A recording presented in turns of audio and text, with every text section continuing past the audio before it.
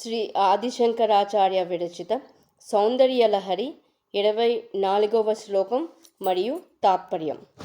జగత్సూతే ధాత హరిరవతి రుద్రక్షపయతే తిరస్కుర్వన్నేతత్స్వమపి వపురి సస్థిరయతి సదా పూర్వః సర్వం తదిదమనుగృహ్ణాతి చ శివ స్తవాజ్ఞామాలం వ్యక్షణచలితయోర్భూలతికయోః.